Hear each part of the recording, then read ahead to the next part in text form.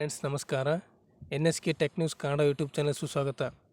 ನೋಡಿ ವಿದ್ಯಾರ್ಥಿಗಳೇ, ಈ ಒಂದು ವಿಡಿಯೋದಲ್ಲಿ ಸಮಾಜ ಕಲ್ಯಾಣ ಇಲಾಖೆಯಿಂದ ಕೊಡ್ತಕ್ಕಂಥ ಪ್ರೈಸ್ ಮನಿ ಒಂದು ಅರ್ಜಿ ಸಲ್ಲಿಸಲು ಯಾವ್ಯಾವ ದಾಖಲಾತಿಗಳು ಬೇಕು ಎಂಬ ಮಾಹಿತಿಯನ್ನು ತಿಳಿಸಿಕೊಡ್ತೇನೆ. ನೋಡಿ, SC/ST ವಿದ್ಯಾರ್ಥಿಗಳಿಗೆ PUC ಮತ್ತು ಡಿಪ್ಲೊಮಾ ವಿದ್ಯಾರ್ಥಿಗಳಿಗೆ ಎಷ್ಟು ಅಮೌಂಟ್ ಪ್ರೈಸ್ ಮನಿ ಬರುತ್ತೆ ಅಂದರೆ 20,000 ಬರುತ್ತದೆ.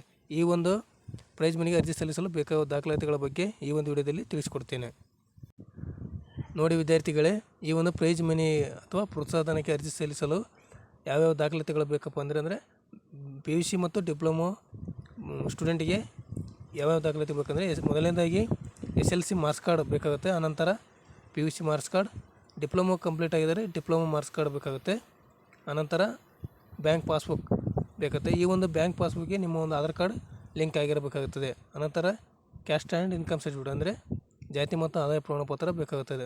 ಅನಂತರ ಫೋಟೋ ಮತ್ತು ಆಧಾರ್ ಕಾರ್ಡ್, ಅನಂತರ ಕಾಲೇಜ್ ದೃಢೀಕರಣ ಅಂದರೆ ಈ ಒಂದು ಅರ್ಜಿ ಸಲ್ಲಿಸಿದ ನಂತರ ಆ ಒಂದು ಅರ್ಜಿ ಫಾರ್ಮ್ ಏನು ಇರುತ್ತಲ್ಲ, ಆ ಒಂದು ಅರ್ಜಿ ಫಾರ್ಮ್ಗೆ ನಿಮ್ಮ ಒಂದು ಕಾಲೇಜಿನಿಂದ ದೃಢೀಕರಿಸಬೇಕಾಗುತ್ತದೆ. ಈ ಎಲ್ಲ ದಾಖಲಾತಿಗಳನ್ನು ನೀವು ರೆಡಿ ಮಾಡಿ ಇಟ್ಕೊಳ್ಳಿ.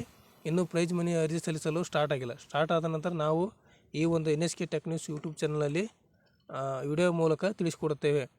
ಈ ಒಂದು SC/ST ವಿದ್ಯಾರ್ಥಿಗಳಿಗೆ ಅಂದರೆ PUC ಡಿಪ್ಲೊಮಾ ವಿದ್ಯಾರ್ಥಿಗಳಿಗೆ ಅಮೌಂಟ್ ಎಷ್ಟು ಬರುತ್ತಪ್ಪ ಅಂದರೆ ಈ ಒಂದು PUC ಮತ್ತು ಡಿಪ್ಲೊಮಾ ವಿದ್ಯಾರ್ಥಿಗಳಿಗೆ 20,000 ರೂಪಾಯಿ ಅಮೌಂಟ್ ಬರುತ್ತದೆ. ಈ ಅರ್ಜಿ ಸ್ಟಾರ್ಟ್ ಆದಾಗ ನಾವು ವಿಡಿಯೋ ಮೂಲಕ ಈ ಒಂದು NSK ಟೆಕ್ ನ್ಯೂಸ್ ಯೂಟ್ಯೂಬ್ ಚಾನಲಲ್ಲಿ ಅಪ್ಲೋಡ್ ಮಾಡ್ತೇವೆ.